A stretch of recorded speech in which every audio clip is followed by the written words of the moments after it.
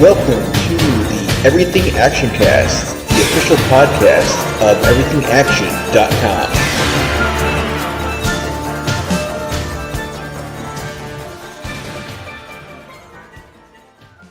Hello and welcome to the Everything Actioncast, the podcast for the week of June 26, 2023. I'm your host, Zach. I'm your co-host, Chris. And we are back. We are back from Too Many Games. We were attending that convention in Oaks, PA last weekend. We weren't just attending, we were panelists there. Yeah, we were panelists there. Chris, you were dual panelists because you subbed in for a huge, one of the big panels for like some of the talent that was there. That's right. Your boy is famous for 10 minutes. I think that one's probably gonna be like on YouTube at some point because I think they were filming that one or streaming that one or something. So yeah, I think it's gonna get released later this week. So yeah, we're definitely gonna spam the crap out of that to remind people we're a thing. Mm-hmm. But yeah, and we should have a kind of trip report, rundown of everything that we did and saw on the site soon. So keep an eye on the site for that. And then hopefully everyone enjoyed the Young Indiana Jones and the Mystery of the Blues commentary that went up last week. We hope.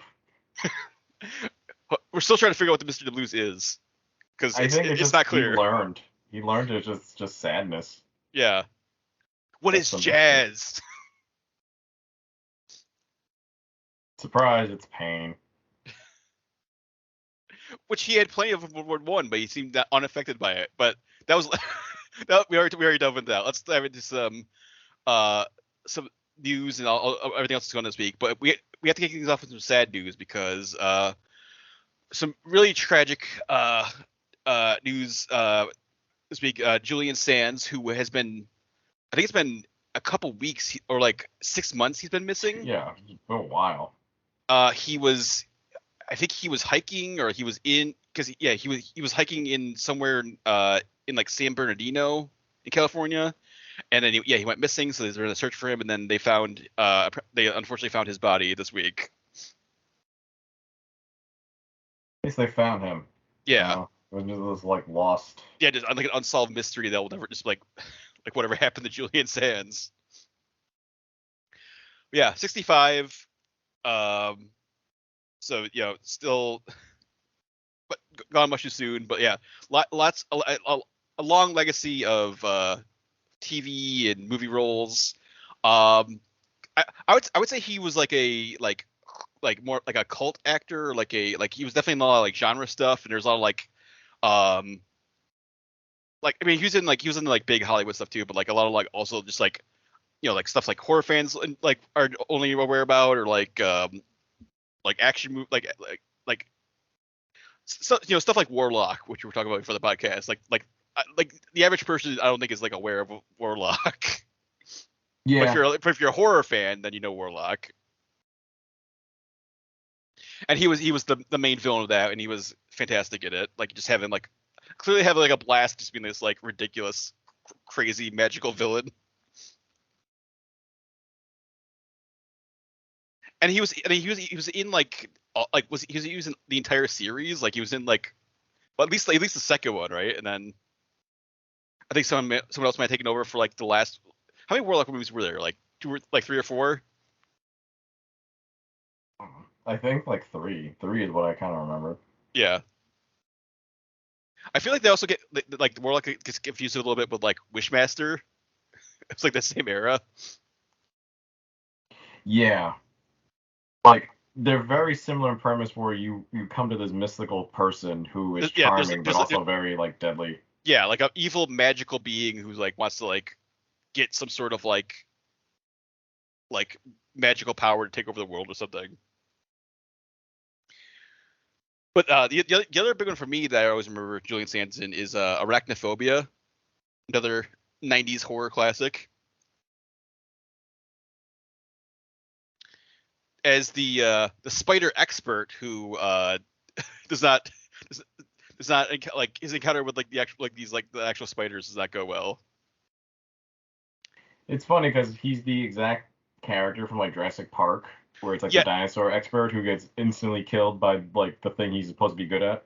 Yeah, I made a list of this. If you, on a site like years ago, I made like a top 5 like worst animal experts, and I put him on the list because yeah, it's just like he comes in, he's like, I'm the expert on spiders, like South American spiders, and then like it's just like, and then John Goodman's the one who was like saved the day because as like the local bumbling exterminator.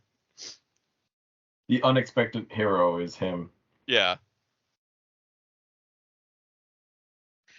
And then other stuff. I mean, not a fun movie at all, but like The Killing Fields, that was. I mean, it's a very good movie. It's not a fun watch. It's like that's one of the ones where you watch it once, and then you're done, like you don't need to see it again. But he was great in that. Did you ever see Banshee yet? I haven't seen Banshee yet. No. You think he's in like the second or third season, and you think he's gonna be around longer because he's very like regal, and then it's like he's like not mentioned for a while, and then he comes back, and then he's gone again. So it's like he'll take roles, you know. He was a good actor for being like maybe not the lead, but he'll be supportive. He'll add more to the story. Yeah, he was in a ton of TV shows. He was in a ton of he did a ton of voice work. He was in like Star Wars: The Old Republic. He was like multiple characters in that. He was in I think like Batman the Animated Series because everyone was in Batman the Animated Series. Biker Mice from Mars, like Real Adventures of Johnny Quest.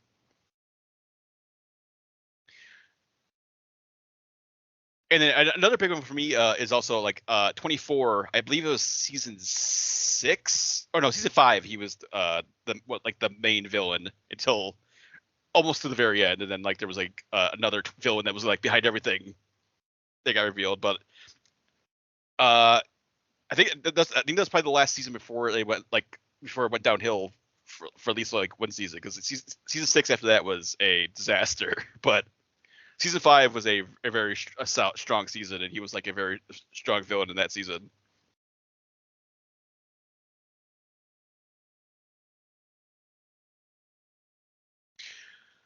But yeah, tons of roles over the years, tons of like memorable performances. So definitely check out some Julian Sands stuff. In honor of him, and then R.I.P.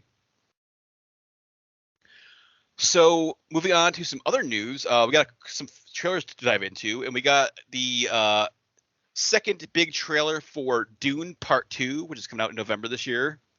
The epic continuation of the 2021 Dune Part 1. Obviously, that was one of the HBO Max releases, day and date. But yeah, pretty much everyone from the first movie's back, or everyone who survived the first movie's back, and then tons of new cast members, including Christopher Walken as like the Emperor of the Universe, and Florence Pugh, and Austin Butler, and Leah Seydoux, and then obviously Timothée Chalamet is back as Paul Atreides, and Zendaya, and Rebecca Ferguson, Josh Brolin, and Javier Bardem. Like, the cast is absurd. It was absurd in the first movie, but then like half the cast got killed in the first movie. But now it's still absurd, even though with like that massive like slaughtering of House Atreides. And like Part 2 just looks like just epic, like just ridiculously epic. Like the scale of everything, the visuals, like it looks incredible.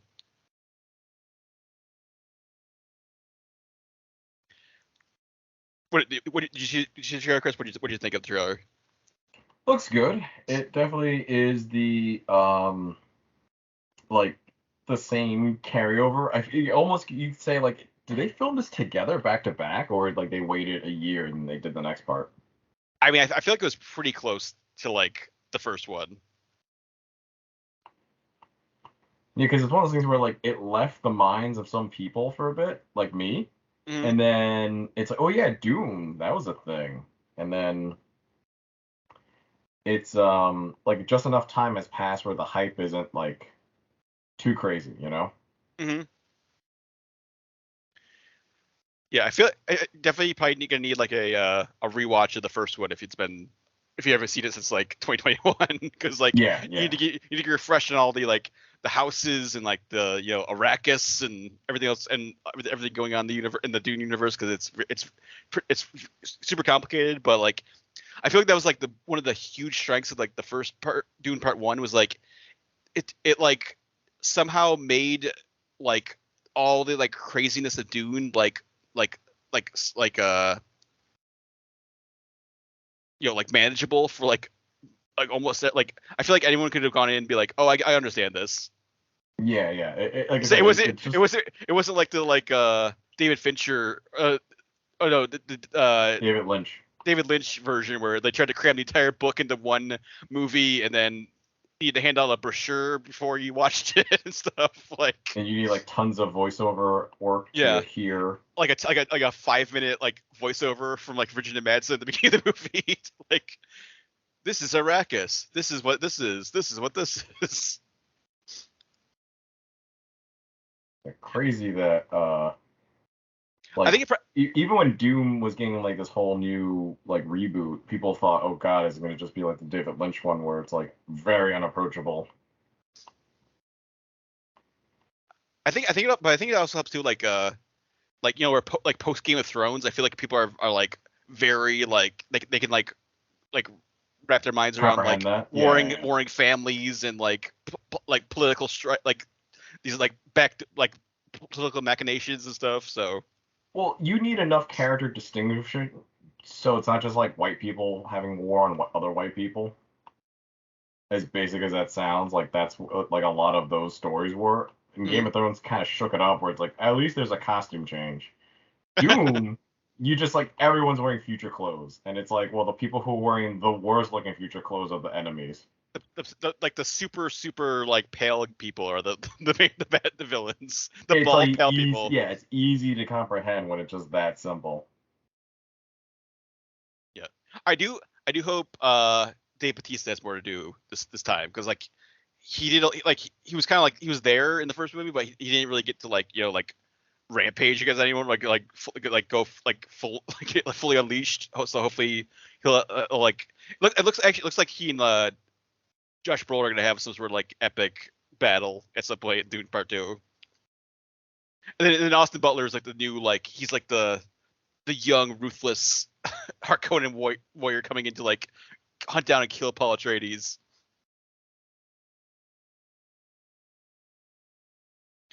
But yeah, Dune Part 2 it's November 3rd in theaters, so definitely gonna check that out when that comes out.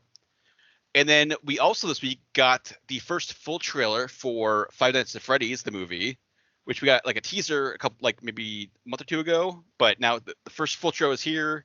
It's coming out just in time for Halloween, October 27th, on Peacock and in theaters, so you can watch it either way. In October.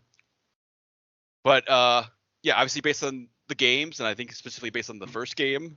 And Josh Hutcherson is playing like the new security guard for Freddy Fazbear's Pizza, and everything from the games that you come to expect happens. Like the animatronics start like walking around trying to kill people. Although I don't really know that much about the lore, but like is part of the lore that like the like spirits of like murdered children are like in the animatronics or something? Yeah, that's okay. Like very lore-y now. Okay, because that was a big that was like kind of like not in the first trailer, but that was like a lot of like this new trailer was like, oh, here's the murdered kids that like inhabit the animatronics. Yeah, and like for revenge. in the first game, it's hinted that it's it's like the spirits, but as the lore got expanded through all the other games, and it's like trying to explain like which kid's inside, and then which spirit is like certain victims, and which one is like vengeful as hell. And then as they kind of got like crazier and crazier with it, like you can spend a good like hour watching like recaps of this. I think I did. I think I watched like a game theory of it, and they keep like getting revised as like more stuff was getting put into it.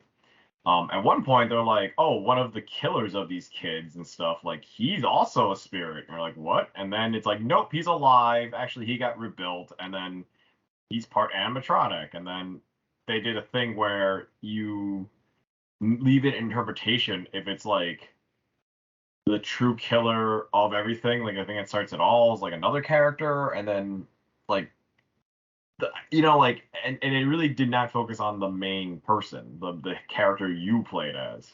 Mm-hmm. So there's a lot of strange just like details that are just confusing only because when the guy made this series, he didn't think it'd be like this big. He's like, oh shit, like time to explain all these things, and then you're like, I guess that makes sense. Mm-hmm. But yeah, I think it's better to not know the lore, just because the movie will take it in a different direction, and I think that's enjoyable. Because if you try to look up the lore, I think you spoil certain things, and then you have like a different expectation. Well, I think visually it looks like it's gonna be like super faithful to the games. Like all the characters look like right out of the game, and then it's like you got Josh Hutcherson like watching monitors, and the monitor like angles are exact same angles from the game and stuff. So it looks like it's gonna be. You're a fan of the game. It looks like it's gonna be like a lot of like fan service and like faithfulness to like the source material. Hopefully. Yeah. I have like low expectations because I was like, I like the games, like the idea. I don't play a lot of them. I'll watch Let's Plays of them. Mm-hmm. Like they're fun with friends. They're not something that like I don't know. I just don't need to challenge myself. But I know some people like almost started like a religion based on like how popular this is. Have you felt that craze? I mean, I've seen like we're on like the. I mean, how many games has there been? Like, there's like what's the new one's like what Security Breach? That's like the fourth or fifth game in the series or something. Of the main branch. Yeah, Yeah. it's crazy. It's something and that all the merch and yeah. Oh my god, so much merch. It's even funnier to think that the guy who made this, like, he didn't use a complicated game engine. It's like the newer ones, but it's like the code source behind it is very basic, and he just built an empire. I just think that's crazy. Mm-hmm. People will spend decades building a perfect game and then get it ready for market, and this guy just stumbled into a game mechanic that already exists, and he just, this is where the series is taken, and it's just like, wow, that's impressive.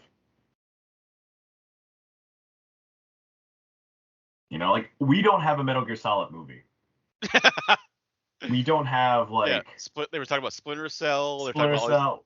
We don't have I don't know what's another like a proper Final Fantasy VII movie or something like that. It's like, mm-hmm. And then Five Nights at Freddy was just like gangbusters, and now it's like, oh, we're making movies, we're doing like other insane things. We have like, do you think there's gonna be a Five Nights at Freddy food tie-in? Like that, if they don't, they're just leaving money on the table. I want the Burger King Freddy burger. Yeah, Burger King or just something, like, oh my god.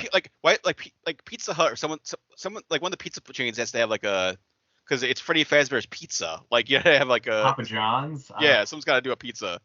Yeah, Papa John's. Where's Shaq? Someone tell Shaq. Like. Yeah, it's like, I mean, how is that not a thing? We should probably tweet that later and be like, how is like this not a food product that people aren't just ordering and just fucking losing their mind? Mm-hmm. Like same pizza, just different box. Or like a different pizza. Like I think is Domino's is doing like the different pizza for each Ninja Turtle for like Mutant Mayhem. Like you got to do like a pizza for each like of the characters from like Five Nights at Freddy's. Like maybe. I don't know. I didn't really look into what they're doing. Yeah. But yeah, you can watch it for Halloween. You either head out to the theaters, or if you have Peacock, you can watch it on Peacock. It's kind of the same. Peacock's still hanging on to that day and date plan, which everyone else is abandoned. But I don't know. I guess it's working for or I guess somewhat working for them. HBO Max is like Max Warner Bros. Was like never again. Like. Yeah, I don't know what HBO Max is doing, because I just know they got rid of a lot of cool shit, and now it's just like they keep pushing Guy Fieri's like thing. Mm-hmm. But last trailer for this week is we got the first trailer for a new Liam Neeson movie, which when did he say he was gonna retire from action movies like 2 or 3 years ago, and he's still just pumping them out like two or three a year. But in August 25th, we're getting Retribution, which is sort of Speed-esque, or like one of those other like kind of like you're trapped in your car kind of movies, because Liam Neeson is playing a bank executive who is targeted by a mysterious caller who basically says like, I rid your car with like pressure sensitive bombs, and I'm gonna force you to drive around and do these like specific tasks for me, and I'm also doing it because I want to get revenge on you for something that you did to me. And so yeah, so Liam Neeson, and it's also his kids are in the back seats, so it's like he has like extra, it's extra tense because he has to like protect his kids, and then yeah, he's just driving around, and like the police think that he's the bomber, so then the police are after him. But I've got a feeling that Liam Neeson did something in his past that this is why it's happening. Well, he's like a bank executive. I feel like it's gonna have some sort of like, oh, he like for like he just like foreclosed someone's house, or like his bank like did something shady, and then like a bunch of people like lost their jobs or lost their homes or something, and it's just like commentary on like commentary like does Liam Neeson have a rule in his movies where even if he's like a villainous person, he still has to look good at the like win on top or something? Yeah. Even in movies where he's like a criminal in the beginning, it's like, no, I need like to still win. I mean, he was literally in a movie called Honest Thief. So that's why I'm like, I thought it was retribution towards him for something he did that was like, oh, like this is like an old partner he screwed over, and this is the retribution, and it's like that. Or is it like, I don't know, like he just is a bank manager, and it's like, yeah, like I'm getting revenge on like the bank. It's just like, what?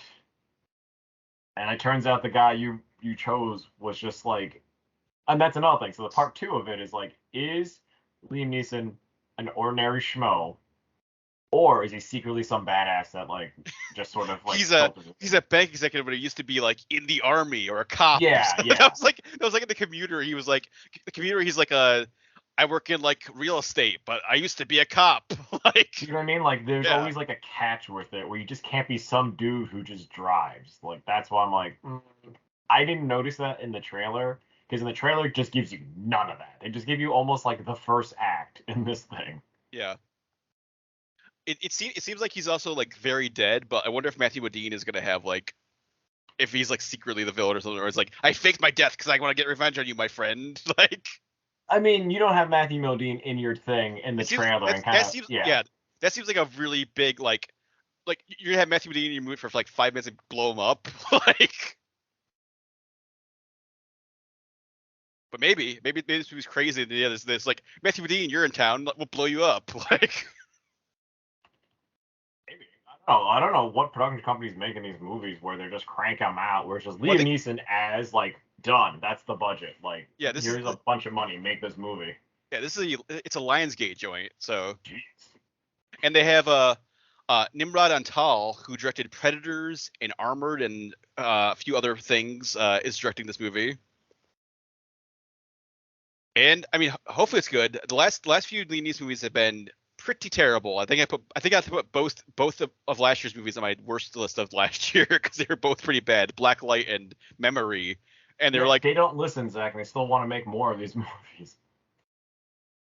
Even though when you're like, these are bad, they're like, what more? Hell yeah. They're making Ice Road 2, where he's like not even on an ice road anymore. He's in like the Himalayas, like doing like Far Cry 4 or something. Like, so yeah, who knows? I mean, like Liam Neeson says he's done, and he just keeps pumping them out. So. And it becomes clearer and clearer they can't do a lot of action stuff anymore. Like, how old is Liam Neeson? Like 80 something, 90 something. like 60. No, I think he's older than that. I think he's like in his like 70s or 80s. Yeah. Wow. But like, especially if you watch like Blacklight or like Memory from last year, like when they're trying to like have him do like action stuff, it is so painful. Like, it's just like, oh no. And they tried to like, their solution for like, I think it was Blacklight. The solution was, we'll have like a younger like co-star that'll do all the action stuff, and Liam Neeson will kind of like wander around with a gun, and then and also co-star. But like, we'll have like the actual like, like actiony stuff, have this like younger guy do it.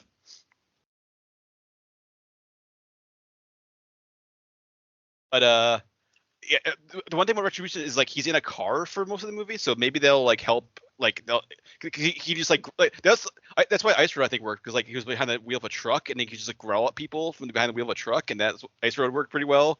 So hopefully this one, if he's just like in like behind the wheel of a car for most of the movie, just like growling on the phone at whoever this person is, then that'll work too.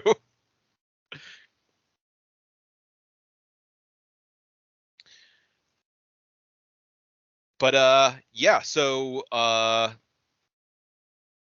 yeah, August 25th in theaters. You can check that out. The latest Liam Neeson movie. So moving on to some other news, we got some big DC. I don't know what is it, DC Universe or the new DC Universe news. So there was a pretty. They've been doing like a big like casting call, like screen tests, all this other stuff to find the cast for Superman Legacy, which is going to kick off this new James Gunn, Peter Safran universe of DC movies.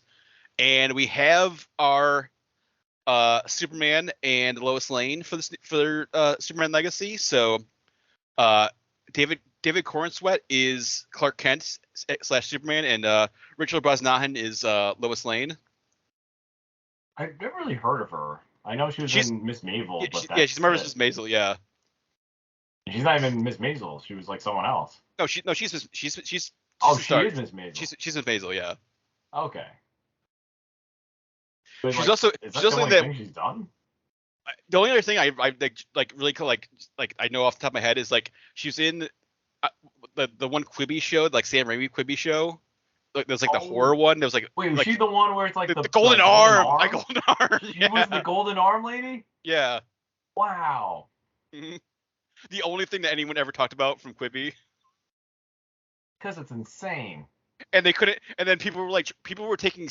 It became a meme, but it was like it became a meme because people had to like they had to use another phone or a camera to take a photo or a video of your phone because you couldn't share clips from Quibi. You had to take a picture. You had to figure out a way to film your phone to like get a clip from the show on there. Oh, she was also in House of Cards too. Like I forget what season that was. Like season 2 probably, or what, like one of the earlier seasons. But yeah, she's gonna be Lois Lane, and then yeah, David Cornsweet he's been in a lot of like supporting stuff. This is gonna be his first big like starring role. I think the only thing I've seen him in was he was in We Own the City, which was like the John Bernthal like The Wire, the team from The Wire did like that Baltimore the corrupt Baltimore police task force show. I think it was last year, the miniseries. He was in that, and then he was also in Pearl last year with Mia Goth. He was like the like local like film projectionist in town that Pearl lived in.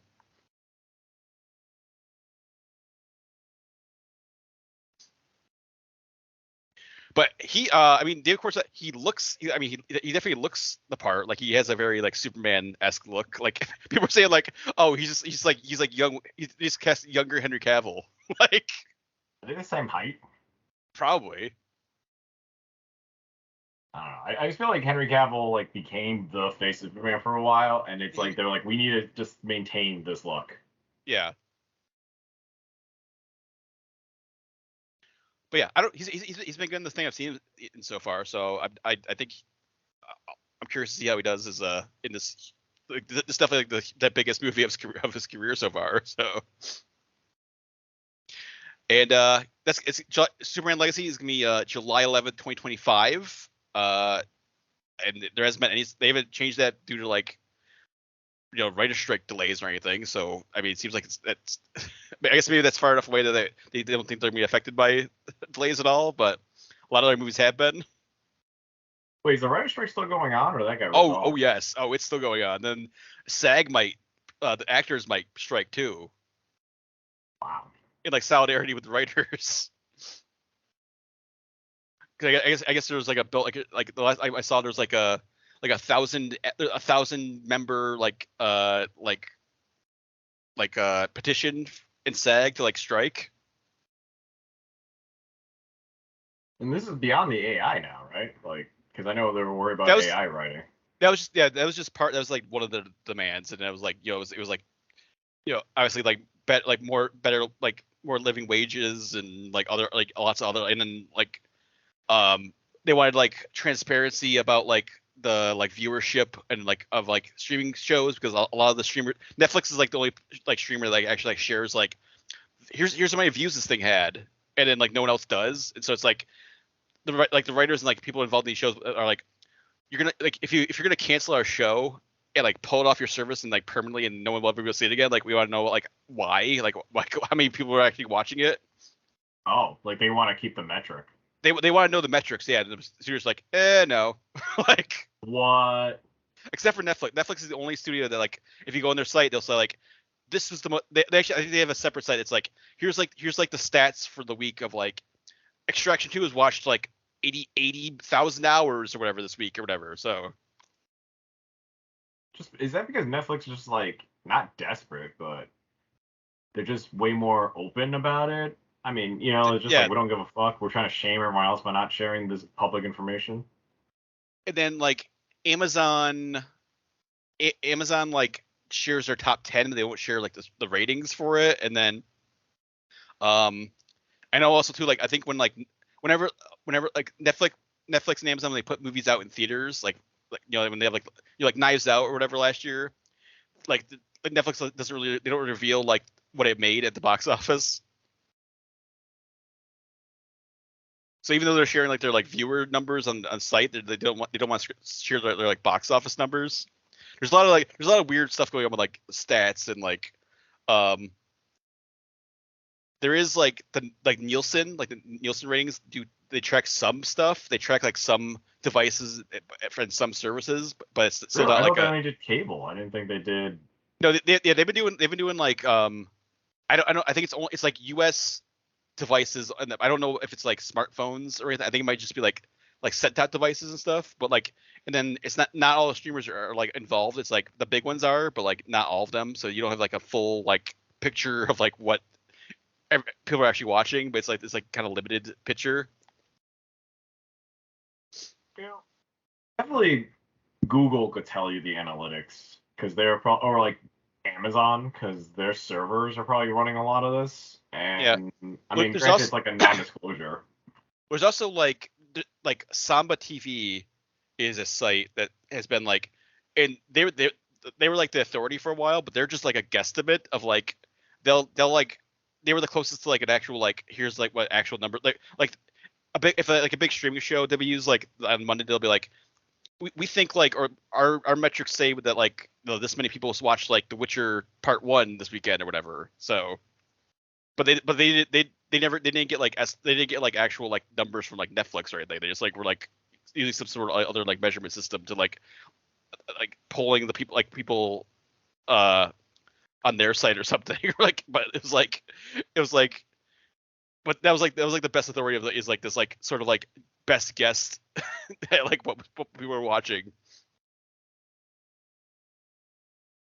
So that's it. That's one of the demands of the writers are like, tell us how many people are watching it, and like, and then so we can be like, oh, okay, then we understand why you canceled that war. Then like, just like, nope, it's done.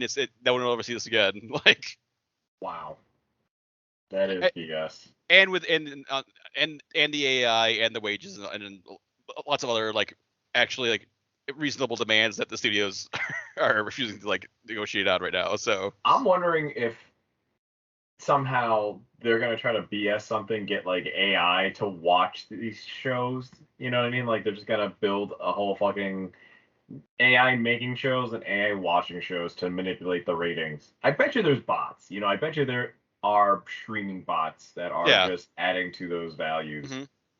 Well, I mean, the Raiders Guild was like their demand was like, we want guarantees that you're not going to use AI to replace writers and like and like or I heard like, that they were just like we'll talk about this later. Yeah, and the studio like their like counter to that was like, we will talk once a year about AI.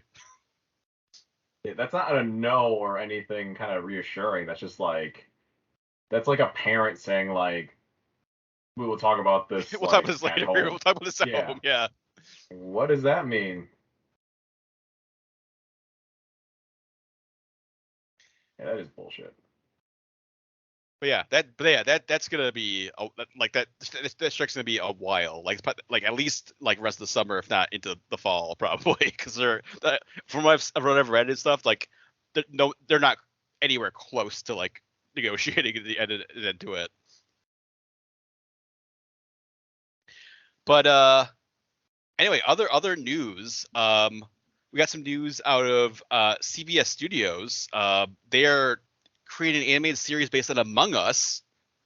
We're talking about Five Nights at Freddy's earlier. Another huge, viral gamesization Among Us is becoming an animated series. And Owen Dennis, who created Infinity Train, speaking of stuff that got yanked off a streaming service. Yeah. He is going to be the creator, executive producer of this Among Us show. And apparently, apparently it's the same premise as the game, but I don't know how it's going to work in like a show that you're not controlling or interacting with people on. It's just going to be like a bunch of characters, and then like one of them is like getting kicked off. Yeah, or like they're like, or it's gonna be like spy versus spy or something. But like, I guess it's gonna be. I mean, you could do it, but it'd be silly. You just need like the guys in the right color suits, right?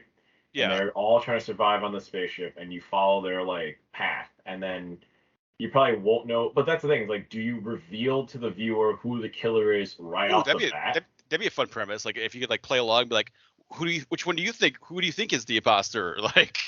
Yeah, but see, if it's I hope it's like a Netflix show where basically you get to see everything, and then it's like you at the end pick who you think to kind of get to the right ending or not. So you can choose like like after every kind of end of the episode, like then you could pick who, and it kind of alters things. Man, that'd be like ridiculously complicated. I don't know how you would do it, but like if you could like if this was like if an interactive series and you could like vote someone off every time at the end of each episode, then like, it's like, oh no, that wasn't the killer, so now we're gonna keep going. I mean, you can do it. It's like Bandersnatch, where like you just have to have alternating paths, and you have enough like, but it becomes like a full motion video, like just because you need so many like permutations of what can happen of the combinations. Because if you have like 5, I forgot how many the max. I think the max is 6 characters, and then one of the 6 is the monster, and then it's like you can kind of get down to one of what I mean, like you guess right off the bat, and the game's over. Like it's first episode, and then you got the thing, you're done. Everyone wins, and then from there, if you guessed wrong, like that's how much like options you have left. It dwindles, but you got to keep going with permutations. So yeah, you can write out how many episodes and how many bits you have to chop up, but you could do it. It's just that like, I don't know if it'll be entertaining, because then it's like, oh, is the episode only like 2? Like, I don't know how long this animated series can go for, unless it's like super cartoony and it's all about the memes that came from Among Us. I could also see it being like each episode is like a full like it's like. It's like they're always trying to fix the ship, and then sometimes the imposter wins and sometimes they don't. Or like, but like it's every episode's like a self-contained like little like. Oh, I can see that. Game or something. Every episode is just like another round, and then sort of the universe keeps resetting, and you have to, if you hope that the characters can figure it out in time, and it always plays out the same. It's like, all right, there's always a meeting, and they keep like rounding down. I don't know. It really depends on how adult they want to get. Mm-hmm. If it's kiddie-ish, then yeah, basically have it be a wacky cartoon of these people just ejecting each other from space. But if it's a little more grounded, is it going to be something where it's sort of like what's that movie? The Cloverfield Experiment, where it starts out normal and then everyone starts blaming each other. Oh, are you talking about the Cloverfield, like the paradox one, like the one that got after the Super Bowl? Yeah. Yeah, where it's like they're normal, they're there for like a purpose, and the ship starts breaking, and then it's like they start blaming each other. Mm-hmm. So yeah, because it's cool. There's some psychology. There's like almost like The Thing, where they start blaming, and then it's like, can you trust who you're with? And then can the fear get to you when you accidentally kill someone who's not actually the liar? So, or not kill the imposter. So like I could see it. On premise it sounds cool because it's just inherently dramatic. But Yeah, I mean, most of the people who love the games are kids. mm-hmm. Yeah, and this is super early, so like we'll probably gonna be a while till we see any sort of idea what this is. But CBS Studios developing it. It could be a Paramount Plus show. It could be shopped out someone else. Who knows? But we'll hopefully find out some more soon. And then last but not least for this week is that we got a new casting for Tron 3, which now I think it's officially Tron Ares is the name of the third Tron movie. So Evan Peters from the X-Men movies and WandaVision and all the Ryan Murphy shows, Jeffrey Dahmer and Dahmer Monster and all these and American Horror Story, is going to be joining the movie in a unspecified role, and he's joining Jared Leto, who's going to star in this movie as Ares, who is a new manifestation of the Tron program. So he's like the new Tron. Wait, who's the new is like their new Tron? Yeah, Jared Leto is playing Ares, and then apparently, according to like this Deadline article, like Ares is like a manifestation of the Tron program. So he's like a new version of Tron, apparently. What? Like some sort of new updated version of the Protector, and it's just Jared Leto. I wonder if they would do anything with like the fact that like Rinsler, who was Tron, like fell into like that like the ocean, like whatever the ocean is called, the sea of something. Yeah, and then like his like lights flash blue again, so he became good again. So he became Ares. Yeah, he's Ares. Yeah. And he sounds like Jared Leto. Like he's not Bruce Boxleitner anymore. Just like it's weird because I still think Jared Leto is like a skinny dude. And he doesn't seem like a guardian just because he has that face that is either like the villain, a monster, like a creep. You know what I mean? Like I don't see him as like an AI protector. He has the robotic look to his voice. Like when he wants to be that in Blade Runner. Hopefully this works better for him than Morbius. But I like how now it's just like he's just trying to find a franchise to call home. Mm-hmm. And he's been in DC for like Suicide Squad. He was in a Marvel movie. He was in Blade Runner. He was in he cannot be in a 2-movie deal. He barely got a second movie in Suicide Squad and. I mean, he wasn't in James Gunn's Suicide Squad. Yeah, but like that was the only movie he was in, right? As the Joker. He was. I think he showed up again for like Zack Snyder's Justice League. That was like barely was in it. Yeah. Yeah. So the worst thing to do is like Jared Leto shows up to Tron and just kills the Tron franchise again. Like I have to wait another like 12 years for any kind of update. Yeah, I mean it's been over a decade since Tron Legacy. Wildly underrated. Yes. And also a really great animated show too. Tron Uprising. Still haven't seen it. Still need to see it. But yeah, that's why I'm like, okay, like this is gonna be one of those like on paper doesn't sound great, but I've got high hopes because I like Tron. Yeah. I still don't know, like, are they gonna like follow up on anything from Tron Legacy? Like, are they gonna like address the fact that there's a like actual like program in the real world, like loose program, an artificial life form in like our world now, like, or that you can just bring AI to the real world. Yeah. And they've got human things. I don't know. Does she eat? We have no idea. I still don't. Yeah, I don't think they ever addressed because like like Clue wanted to like invade our world, but like did they have any special powers because they were they stronger because they were programs or like?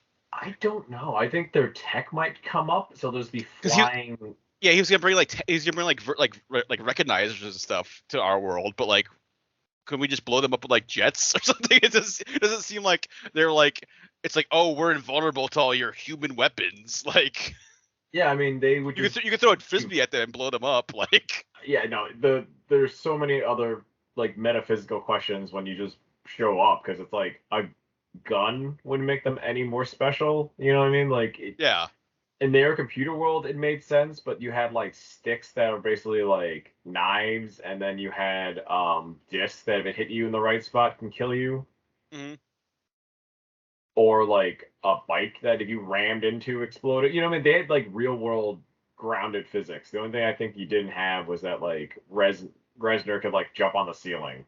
yeah. I can't tell that's because of the suit or his environment, you know. And then, do these things need fuel? Because as soon as they run out of fuel, it's not like they're going back in the machine Yeah, to it's like they restock and come back out. it's like they run on like digital like data or something. It's like, oh, we got plug on like an Ethernet cable into it to charge it or something. But they wouldn't have like an Ethernet to them, you know. Yeah. Like and then it's like, do they understand how like power works? You know, like it just the grid did make sense in that long term because there was like the poor grid and then there was AIs that went rogue and lived off the grid.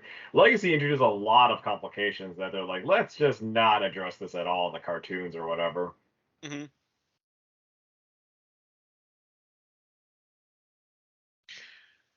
Oh, and then also, Tron Ares is going to be directed by Joaquin Roning, who directed probably most notably Pirates of the Caribbean: Dead Men Tell No Tales, which I think we talked about a couple weeks ago, but that was like definitely the better of the two like latter Pirates of the Caribbean movies. That was the Javier Bardem Ghost Pirates one.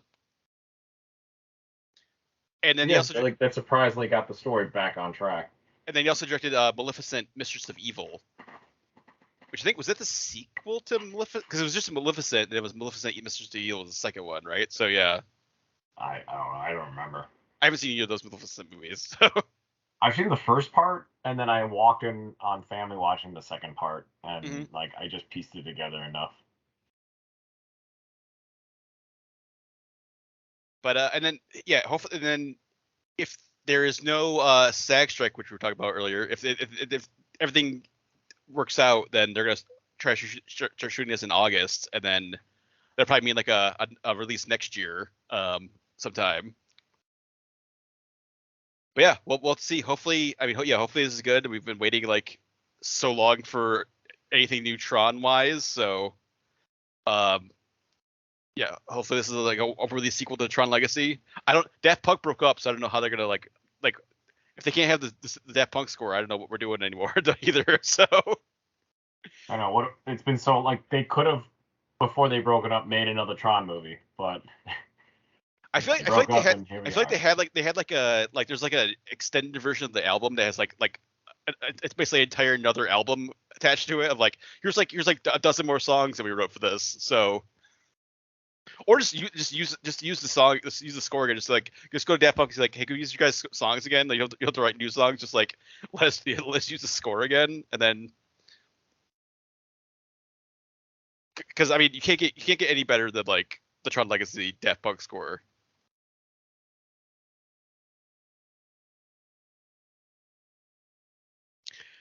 But yeah, so that's gonna do it for news this week. So I jump into show and tell. And Chris, what have you been watching over the last week or so here?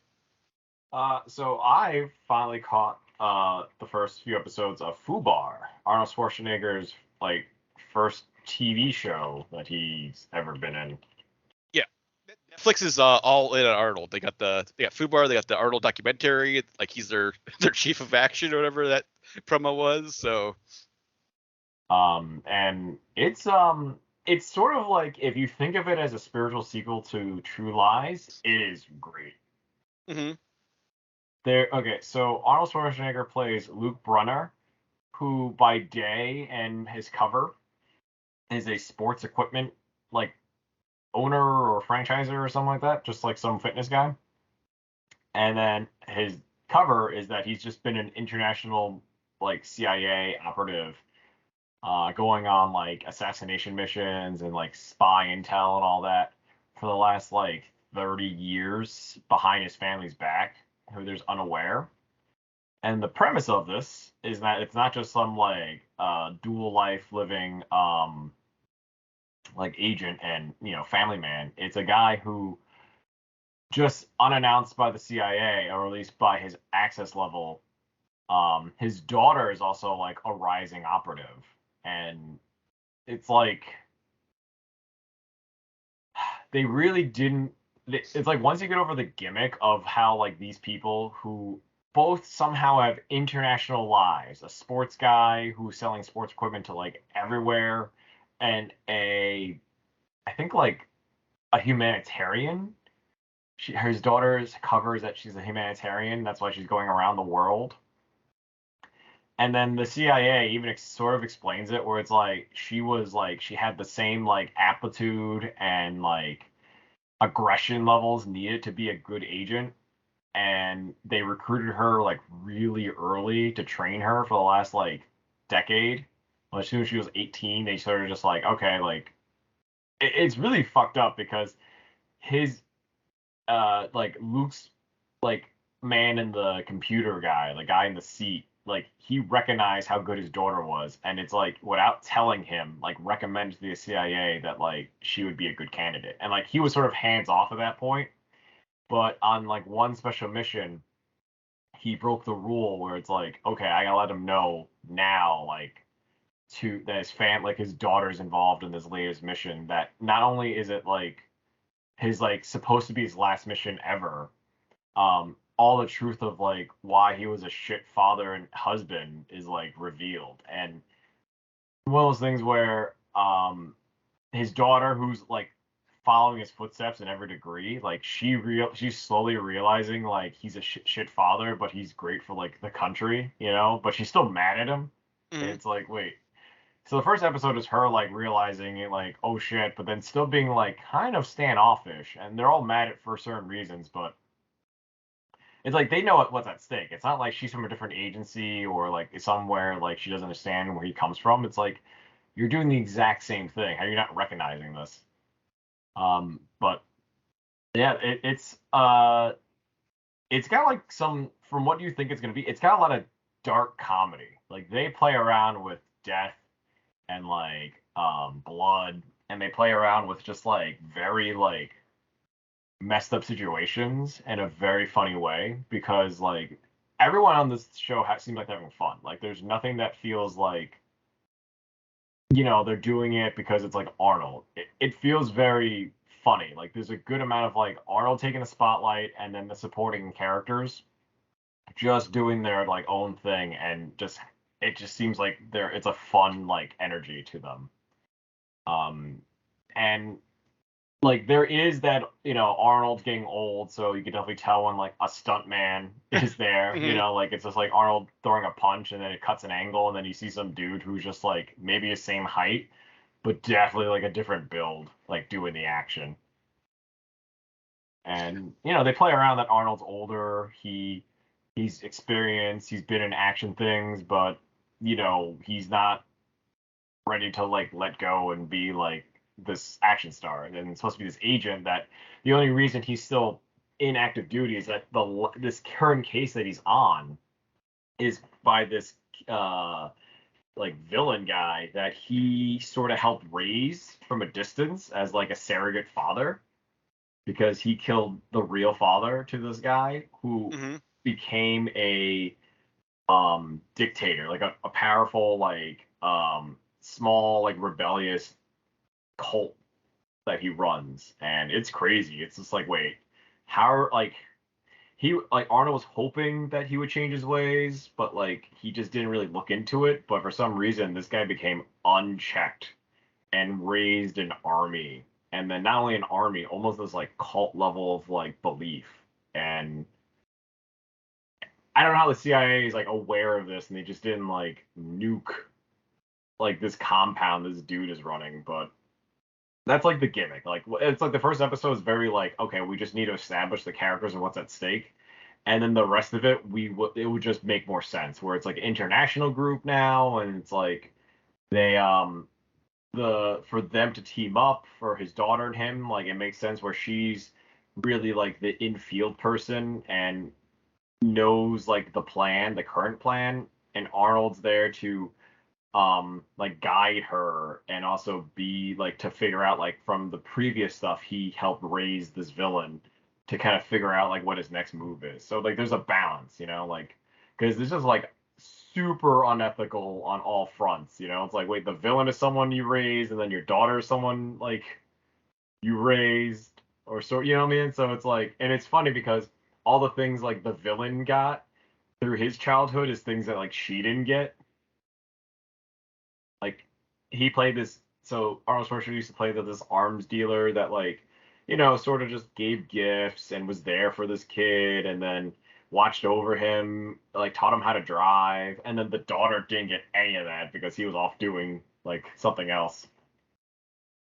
So it's like a fun back and forth, and it's just like, oh, it's kind of sad, like when you look at that, but like they address it. It's not just like implied. They do a lot of great like if something happened, they explain what happened before they got there. There's no like, oh, we'll have a flashback and fill you in. It's like some great like show. Don't like tell and show. Don't just like, oh, here we are now.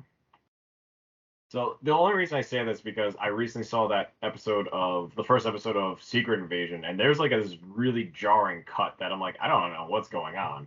We'll talk about that next, but I appreciate that in Fubar where it took its time, and it's not long episodes. It's only 8 episodes, but they feel like very concise. Where if you took the main plot points, you could make like a fun movie, but because of the TV show, the show takes its time to explore like the comedy and build up some characters and you follow like the main cast. So it's not just like Arnold's story. It's like you get his like part his man in the wheel in the computer. You get a little bit of the information from like the like B team of the characters. You get a little more information from their boss, who like has this facial scar on her face, which they just don't point out. It's something where it's like, wait, you have like a really gnarly ass scar. It's like, what's up with that? And it's like, we're not gonna mention that yet. So it's probably gonna be some big reveal later. Um, but again, it's like, wait, so you're CIA, not some like super like MIB level organization, but they have all this crazy spy gadgets and spy like reasoning. Like they have like secret tunnels, they have like covers, they have like all this like super spy things, but I mean, you could just like it like makes it for me. It makes it more. It's more of comedy, but it's like you can play by the standard. People know the CIA exists. It's not like we don't know the CIA doesn't exist. It's like just be a regular office, and then it's like all right, like when time shit goes down, just don't do the gear up scene in the parking lot. I don't know, just keep your business in public. But yeah, like it's a lot of fun, like almost like get smart level of like spy things that work for me.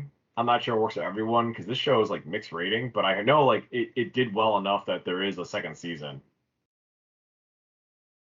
So I look forward to it.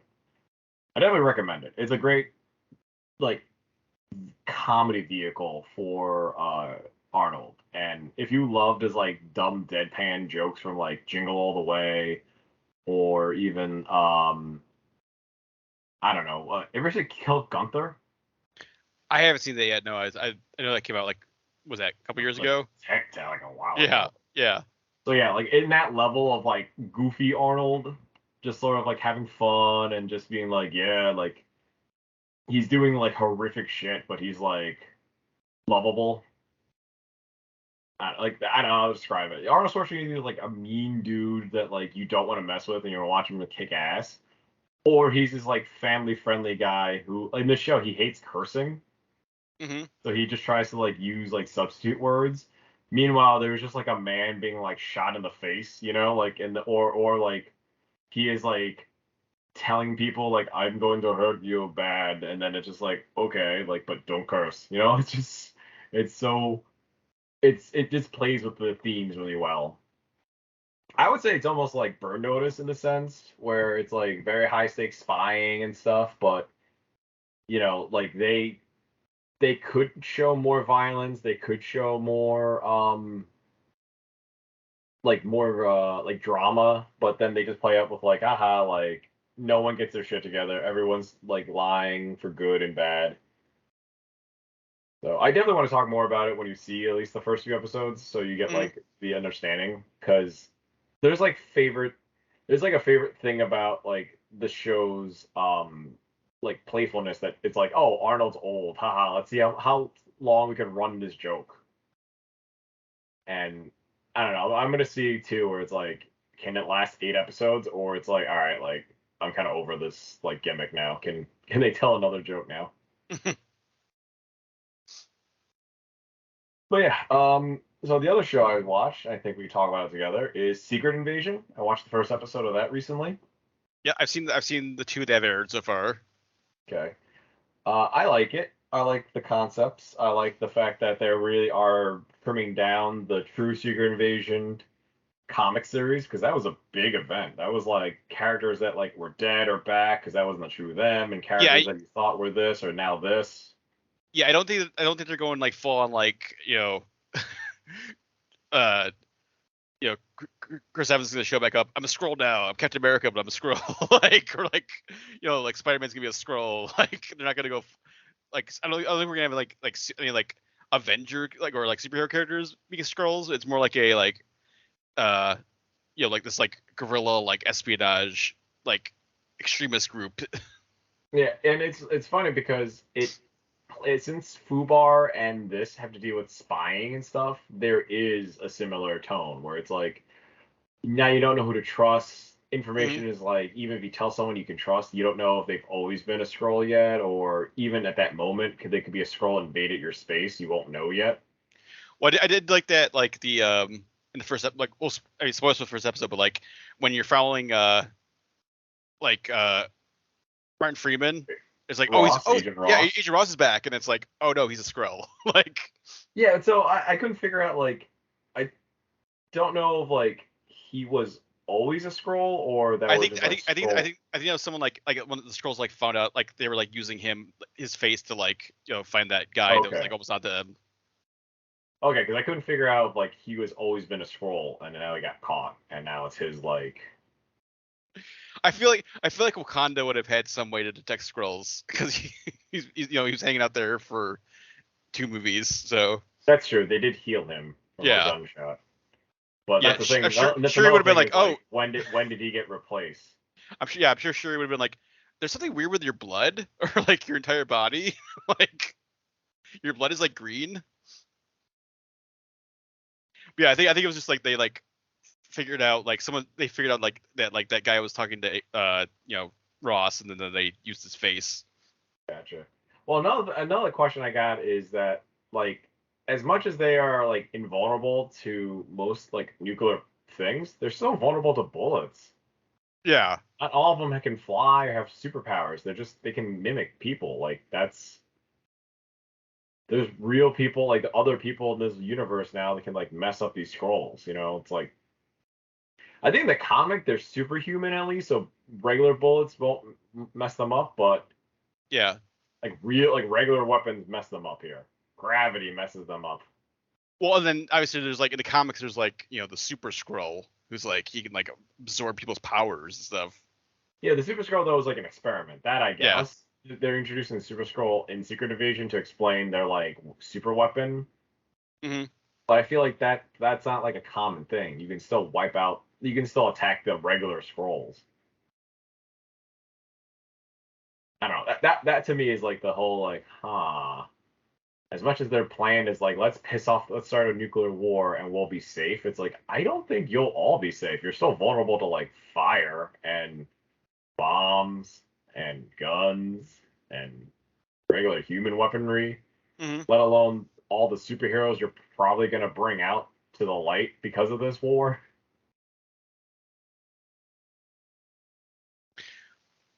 Well, it's like this extremist group of Skrulls wants to like they want Earth because they never got like, because like there's the whole thing of like they were like in the Captain Marvel or like whatever, like whatever Nick Fury's been doing for like when we saw him like the ship on like was it Far From Home?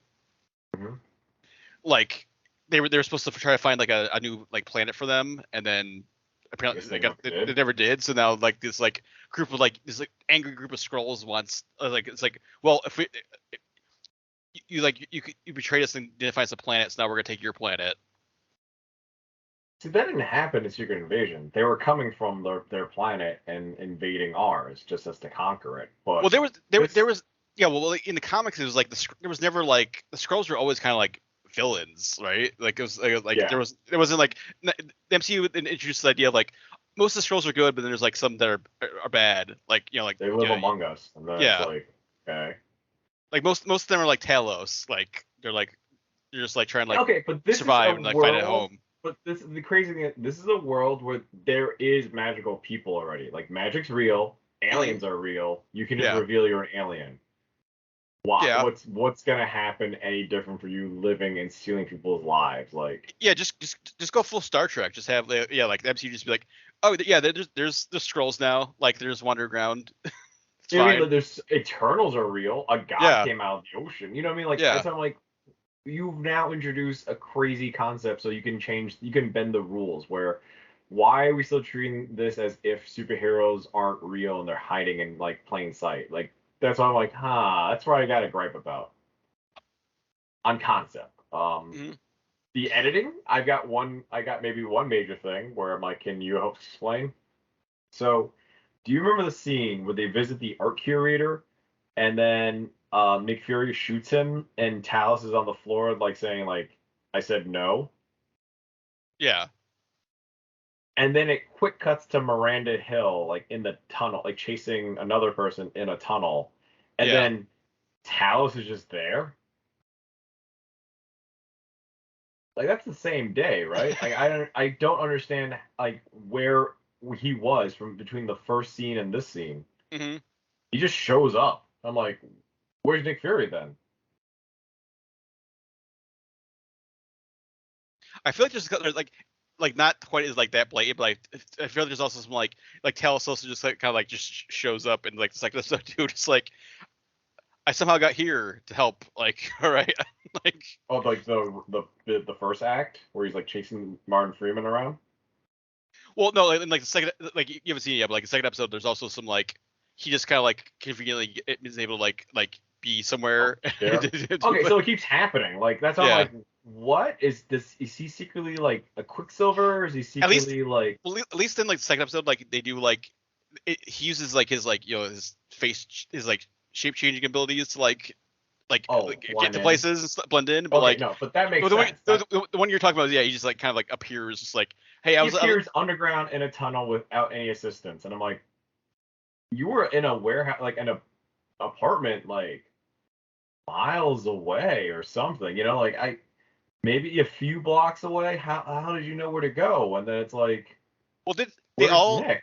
did they all go together to like the art or like was like or No, was only Ray Hill Nick and, Ray Hill was like I'm gonna go investigate this and you guys go investigate this or something. Yeah, they For went like separate directions. in like completely opposite sides of Moscow. Like Yeah, and he found her in a tunnel in the dark. That's why I was like, wait. I was like, oh, maybe this is a fake scroll. This is something else. And it's like, no, that was really him. I was like, I'm lost now. Like, this is just bad editing. Fubar at least would explain, oh, hey, I've got your tracker, like, you know, or they explain like he's really fast on running. Mhm. It's like, oh, where's Nick? He's like, I left him behind. Like, I got here first. Like, he didn't say anything like that. Like, nothing. He just shows up as if it's like a different day. That's I was like, what?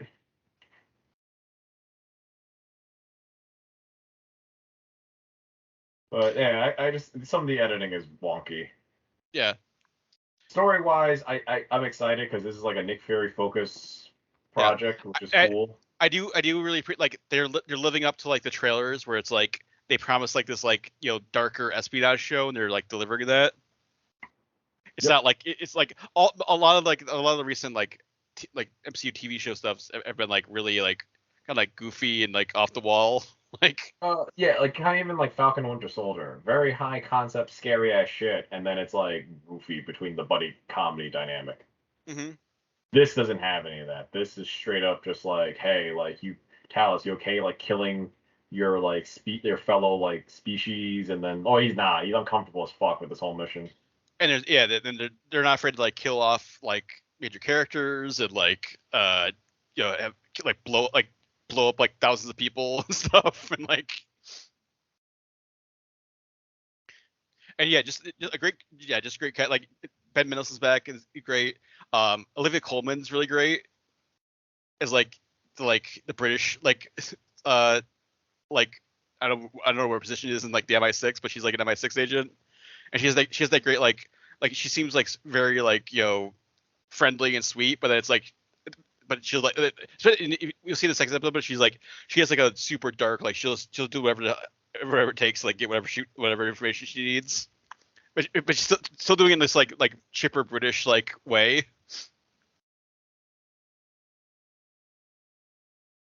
Really? Yeah, it's like she's like torturing someone. It's just like constantly like still like same like upbeat like chipper British like attitude, but like ripping a guy's tooth out or something like. So it's like a fun like contrast of like her attitude and then like what she's like doing. And then Sam Jackson is like great as always, obviously. And I like that it's like it's like this like he's still Nick Fury, but he's like older Nick Fury, and maybe he like is like not quite as like he doesn't have this like he's not ahead like as ahead as he usually is. Like he's like right. He's a little bit out of his depth. A couple steps behind, yeah. Yep. It's different. Usually he's cool, calm, and collective. Now he's like struggling. I also like to tie it back to like because he got snapped like that like really like fucked him up like he was one of the people that got blinked out of existence. Then like since then he hasn't been like the same. Well, I feel like was he part of Avengers Infinity War at the end? Was he? I don't think he was. He wasn't. He was part of the funeral, but he just didn't show up for the fight, right? Well, I think didn't they established in like what show was that? I think it was one of the shows where like someone like it was it was Florence Pugh. Hawkeye. Well, yeah, Florence Pugh like appeared in the same place that she disappeared from. So they were like right. in. So he just appeared in the city. So like Nick Fury and Maria Hill appeared back in like wherever city they were in. Like were they in like they were? I don't think they were in New York, were they? I think they were in New York. Okay. Or some sort of city, some generic city. But yeah, they would appear there. They were like like that's like miles from the like Endgame battle. So. Well, if they were in New York, the Avengers battle was upstate New York.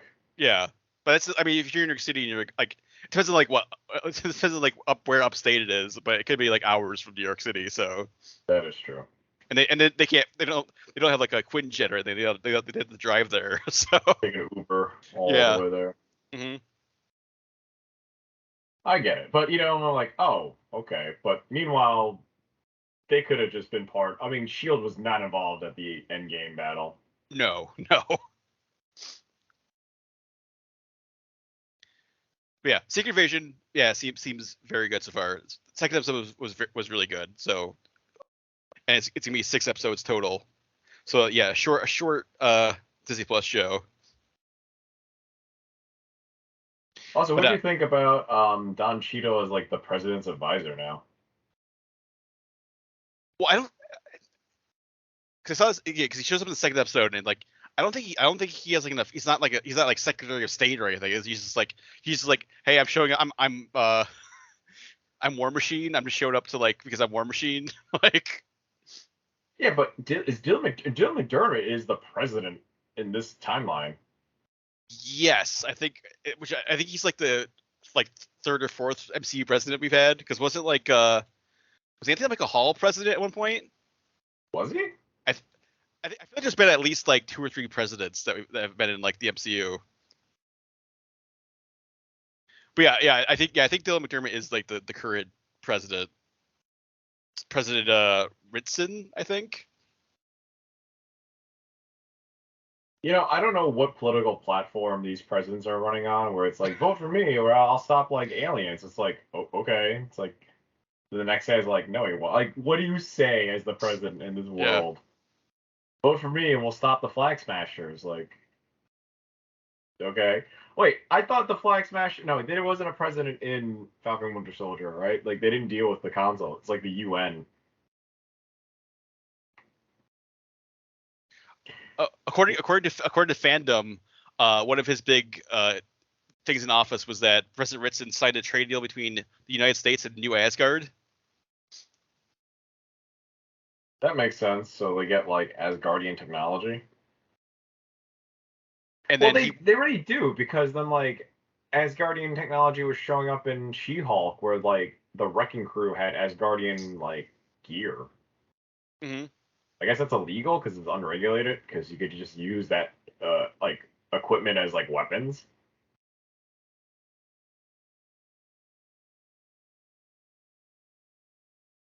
I don't know. Thinking about the logistics in that Marvel universe also makes my head spin.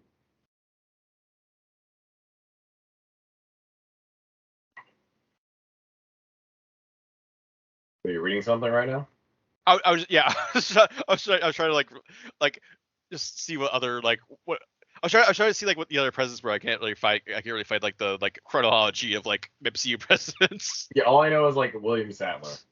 That's what I was that's what I was thinking of instead of Anthony Michael Hall. Yeah, I don't think Anthony Michael Hall's been the president, but yeah, it was William Sadler, who was like he was in Iron Man 3, the president. So As a president that was gonna like kill on a fire in the Iron Patriot suit. yeah. And also, how's that guy not like the like that guy had a cool that guy has like the perfect slogan where it's like, you know, vote for me again because like I almost fought like Kilgraven or whatever his name was. Yeah, the Mandarin, or whatever, the Guy Pearce's Mandarin.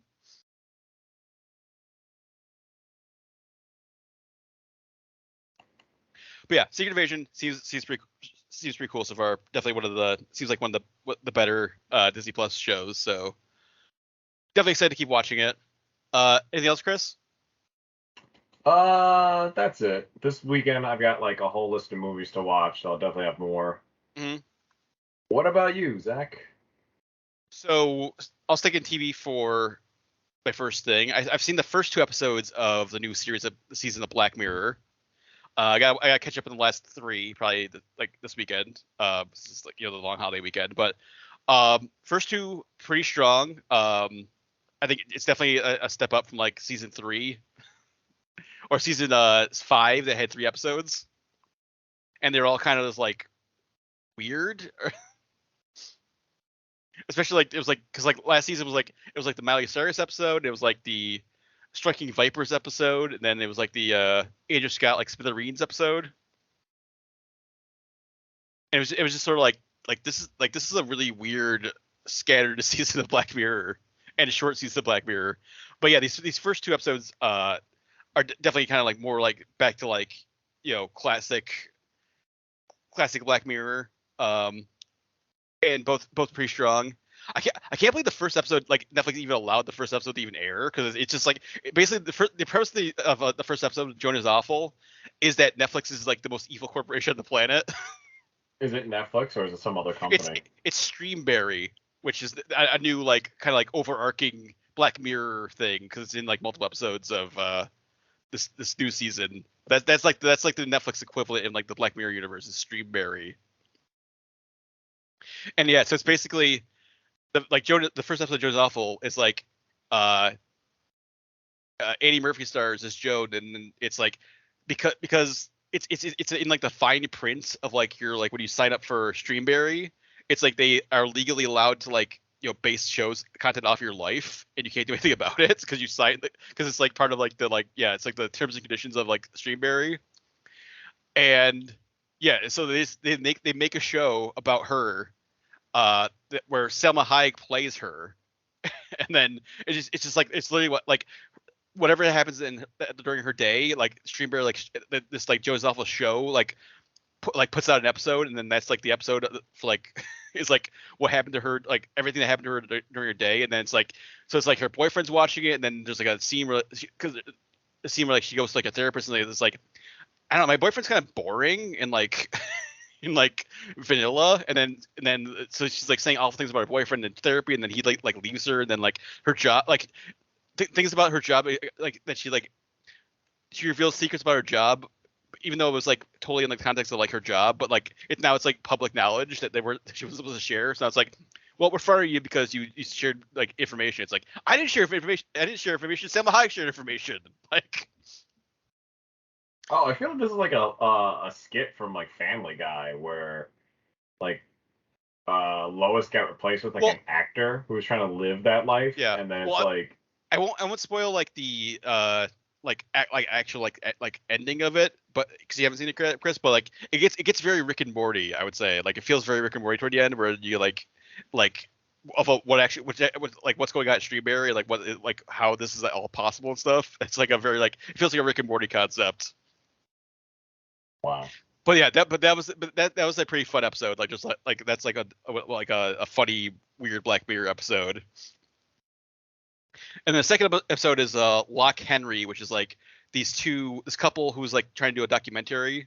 They go back to like the guy's hometown in like this like small British town, and they were gonna do like a nature documentary, but then they find out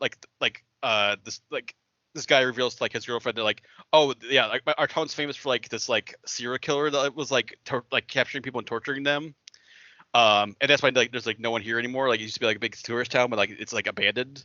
So then she's like, well, let's make a documentary about this killer that because that's way more interesting. Like this like guy who's like like protecting bird eggs. That was like the original idea. And then so they start digging into like this like killer, and then things get like really crazy and out of hand from there. Where it's like there's like other people involved, and it gets like it just keeps like getting weirder and creepier. So that was a strong episode too, and they're definitely more into horror this season. Like I haven't seen it yet, but I guess the last episode of this current like season, Demon 79, is like a Red Mirror episode. Like it's like, you know, instead of like the normal like Black Mirror title sequence, it has this new like Red Mirror sequence, and then I guess it's like designated as like completely like it's a full on like horror short story or short like episode.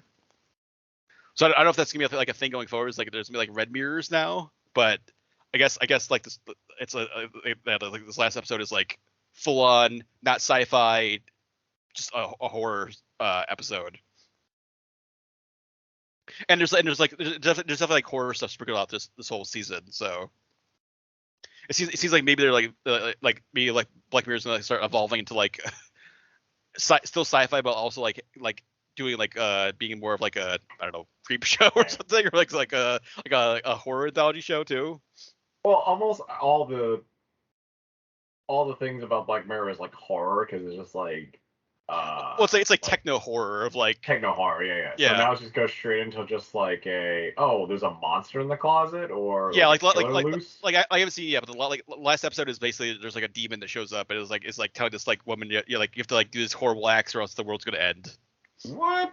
At least if it's a computer program, that's something. But if it's like a straight up demon, like what? Yeah. Where's the like? I mean, is it gonna be like a twist where it's like it's all in a computer game and it's like a reboot situation? Yeah, I don't know. I'll have to watch it, report back. But yeah, I just I've heard that like it's like this is the first Red Mirror episode. But yeah, I would say definitely check it out if you're a fan of Black Mirror. Like this seems like it's gonna be. I mean, maybe the last 3 are horrible, but I've heard the other 3 are pretty strong too. So like this is like probably one of the strongest seasons of Black Mirror. And yeah, definitely seems like a big step up from like the last season. So definitely check that out over Netflix. And then speaking of horror stuff, I finally got to check out Evil Dead Rise because it's on Max now. Yep. And yeah, I thought it was pretty awesome. I think you liked it when you saw it in theaters, right, Chris? Yeah, I enjoyed the gore and then the horror. Oh my god, yeah, it is.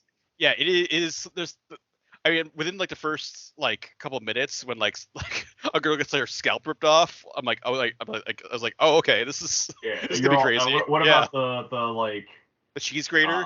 The cheese grater is just like I thought it'd be more of a thing, and it's just like one scene, but it's uncomfortable as hell. Well, it's I I'm think talking about the droid that comes like the drone that like they cut her face with. oh yeah. Yeah, I'm Yeah, like, ooh, there's a that lot of was like, nuts. And then yeah, lots of just like vomiting and like blood gushing out of people, like vomiting blood, and then like there's like the homage to, like The Shining at the like toward the end where like they're like in the elevator full oh of blood. yeah, yeah. I said like when they did the Shining element, I was like, holy shit! I remember screaming that like at the theater, like, oh my god, they're gonna do it, they're gonna do it. Well, yeah, that was like that was like what if you were in the elevator in The Shining instead of just like seeing it gush blood? Like what if you were in the elevator filling with Yeah. blood? Oh, okay. So aren't you blown away about the performance of like the little girl? Oh, well, I think everyone's great. But yeah, No, but that little girl, that was her first ever like yeah, thing. she was amazing. Yeah. You're like, holy shit, she is like in the beginning. If this was like in their story, they're just like this fun family, right? Like hmm they're like they're very like catchy to each other. You could feel the love between them. Like they're weird in their own ways, but the little girl ties it together. Like she's quirky as heck. Like she's the stick with the doll on it, and it's like her Yep. weapon. Like what is Yeah. this? It's shocking because like you first see it, but then like it's like, oh, this is just like a fun, like she made like this like wizard staff or whatever. But then like when she uses it later, it's like, oh, this thing was like super sharp. Like Yeah. did she like whittle this like into like a spear? Like Yeah, she legit made a weapon. yeah. Yeah, that was crazy when yeah, she like stabs like her deadite sister through the mouth. Oh yeah, but that's the thing. It's like there is a lot of like, oh my god, I can't believe I just did that to like a loved one, and they grieve it, and it's just like, yeah, it just keeps on getting worse. And you feel actually less sorry when like the neighbors get involved. when there's like the rampage, like that was an awesome like visual thing of like looking out through the peephole and you see like just like this like rampage, this like static rampage going on. It breaks up the regular like body horror that happens with like the mom for a while. Yeah. And yeah, the static camera of just you don't follow the action, but it's all happening and you can't do anything. Like the helplessness of just watching this unfold. Well, And then it's the little girl watching that. Like she is just you watch her watch it. That's her watching what's going on, and it's just like, oh my god. Yeah, just like empty hallway, and then like a body just flies into like and gets thrown against the wall, and then like she like rips the guy's eye out, like eats bites the guy's eye out, and then like. But And then yeah, and then like Alyssa Sutherland is like the mom too. It's just like amazing, just like the physical performance and like the like all her like vocal stuff, and then like her like switching all the like the switching between like nice mom and then like just evil demon and. oh yeah, the whole that's why I was like, this is grossly underrated. It's like this movie is great, and I don't mind it being. It's like classic Evil Dead. Not like I mean, as much as I want like Ash getting the spotlight, but this is like just the concept of Deadites and stuff. But when you factor in how hard it is to fight these Deadites in this one, you're like, holy shit. But then like when Ash is involved, they fall left and right. I was like, where's the caliber in this? You know what I mean? Like that's why I'm like, I get why they didn't want to introduce Ash to this level of gore, because the whole movie would be him fighting these like 4 people. Yeah, and then they really play up like the like you think you killed them, and then they just come back. Like it's like, oh, I stabbed them through the head with like scissors, and they just come back, or like I shot them in the chest, and they're just they get this like spring back up. So, what did you think about did you see the gimmick of the, I don't know, sound studio in this like bedroom to have like a record thing? Mm-hmm. Did you see that coming? That it was gonna like be the like how like the like book got like activated, or yeah, but when I saw that giant like impossible like sound is system, this the family on a budget? This is like yes, they're easily like $1,000 they're living in an apartment that's gonna get condemned, is like gonna get condemned, and like they'd be like homeless basically in like a week or whatever it is. And this team just has a sound studio in like a DJ like rave like setup of like giant speakers, it's like the speakers, like the wires, the computer, yeah.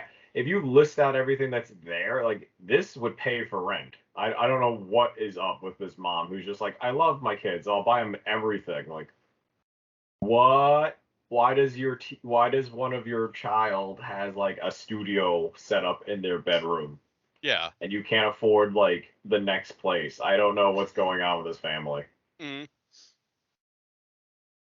But what did you think? Okay, so before that, what did you think about the giant hole? That's like, ooh, cool, a hole. Let's get in it. Like, The earthquake avails like the secret like bank vault or whatever. That was like they built the apartment complex on. yeah. So I get the gimmick, but that kid was so eager to get in that hole, Mhm. and no regard, no like, okay, it's not like, oh, we'll wait like a day, maybe we'll get in there or anything. It's just like, I'm in that hole right now. I love when he first gets like the Necronomicon, and it's like he pricks his finger on the teeth, and then it's like that's how it opens. That's not even like a red flag of like, oh, this book absorbed my blood and opened. Like, That's not the red flag. I know. You're like, oh my god, you stupid kid. But Yeah. then when they're looking at the pages intensely and like him and his sister are like staring at the book, reading the pages, and it's like, Yeah.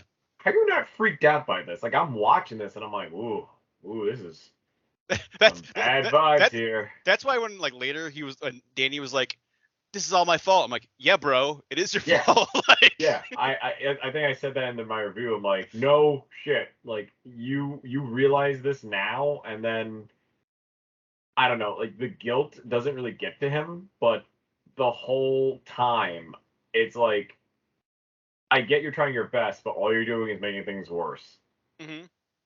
And then I don't know, Aunt Ash shows up and she's awesome. Like I Yeah. like her involved. Like she's sort of like, I mean, she uses her tech skills at the end where it's like, let's build a recorder and an amp. I'm like, oh, I got flashbacks to Mama, like because she's basically the same character as like Jessica Chastain in Mama. yes, Like, yes.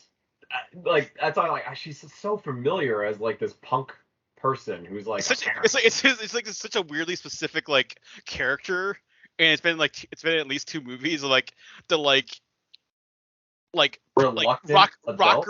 rocker chick who is like a reluctant parent who doesn't want to be a parent but then is like forced to because of this horrible event that happens.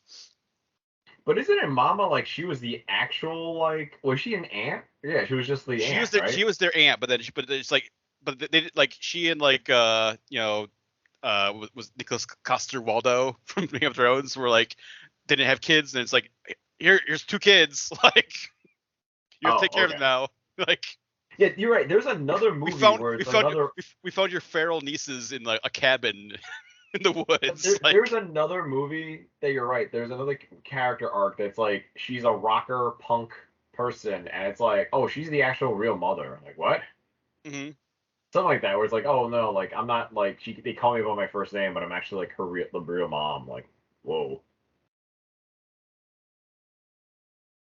Yeah, no, it's just like they don't know how to write like intros like that, like a good template for a character. It's like this is just the like alternate guardian parent aunt mom. Mm-hmm. She's a cool rocker aunt. But I couldn't figure out. But here's the thing: I couldn't figure out like who she pregnant by. The movie doesn't really like focus in on that. They're just like she's just preggers, and you're like, okay. Yeah. I thought the twist was that like the little girl was actually her daughter, and she gave her up the first time. I thought that was gonna happen. Well, no, it's weird too because like it's the like Aunt Beth is like she's not like in the band. She's like the tech, like she's like in the tech crew. Yeah, she's head tech. So like Jessica Chastain was like the lead guitarist of her band in Mama, and it's just like I'm the audio tech. Well, it's different. It's still a profession. And then the mom was a tattoo artist. That was her job, I guess. Yep. Which that was a crazy when like she used like the tattoo gun on like the daughter, and then like it almost goes in her eye, but then like slashed across the like cheek. The face, yeah. Yeah. The face tattoo. I don't know. I just like I think I said in my review when I was like, am I just old now where that kind of mom archetype's a thing now. Like the hot alternate tattoo artist, like mom. It's like, whoa. That's where we are as a generation now. Like hot tattoo moms. Who has now, 3 like, kids? 3 kids and still looks awesome.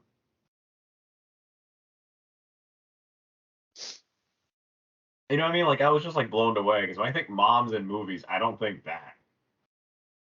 Well, I mean, we're at a point like, you know, like, yeah, like it's like was it like Aubrey Plaza was a mom and like the Chucky reboot and stuff. So it's I like still don't accept that. You know, I'm just like, no. But they make fun of that she was like a young mom.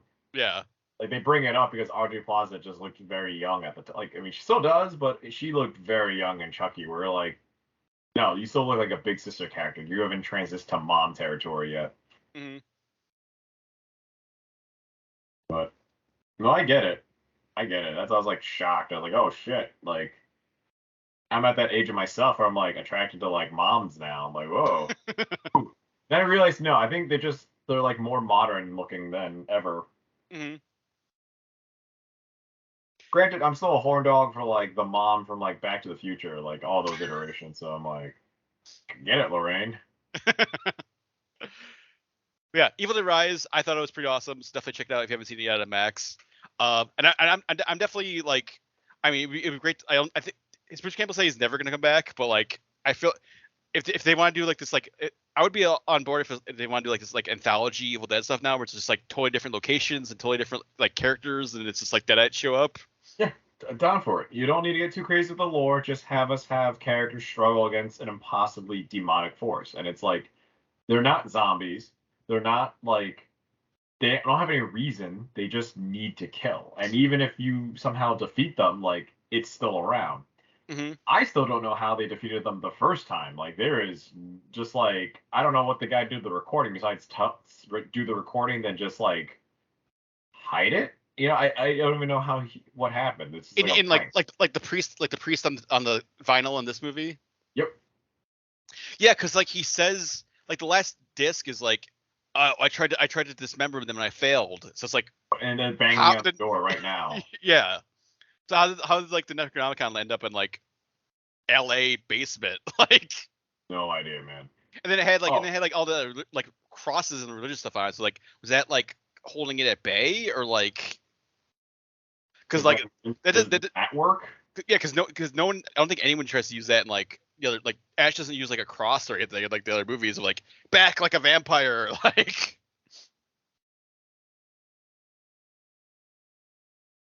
So, did you hear the Bruce Campbell voiceover cameo? Yeah. Yep. Mm-hmm. They said that basically he's supposed to be a time displaced Ash. Yeah. I don't mind that. That's a nice, fun little nod. And if you know that detail, you know the detail. If you don't, like, it's not gonna make or break it for you. Although it doesn't really line up with like anything else from like because Ash went from like medieval times back to modern day, and then have you seen all of Ash's Evil Dead, Chris? Yes. Yeah. So like spoilers for that, but like he ended up in like the future, and like at the end of that show. Yeah, so he's just in the future. Yeah.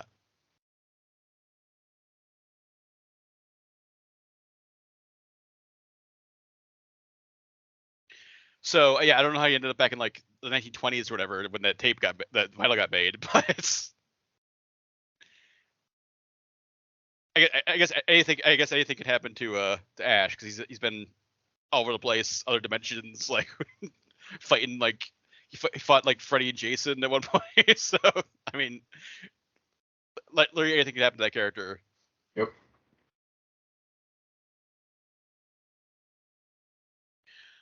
But yeah, that's what I've been watching this week. So we can wrap things up. Definitely head over to the site. We've got all of our usual features. We've got we're gonna have our Too Many Games recap up there soon. We've got our Young Indiana Jones commentary if you want to listen to that from last week. There's also a game box from last week. You can check out what games we got to check out over the last month or so here. And then trailers, news, all the other stuff's up there. Head over and check all that stuff out. And yeah, so for Chris, I am Zach, and we will see you next week. For more Everything Action, head to www.everythingaction.com. You can also follow us on Twitter at EVAction, on Facebook by searching for Everything Action, and follow us on Instagram at everything.action. You can also subscribe and get more episodes on Stitcher, Apple Podcasts, and Spotify.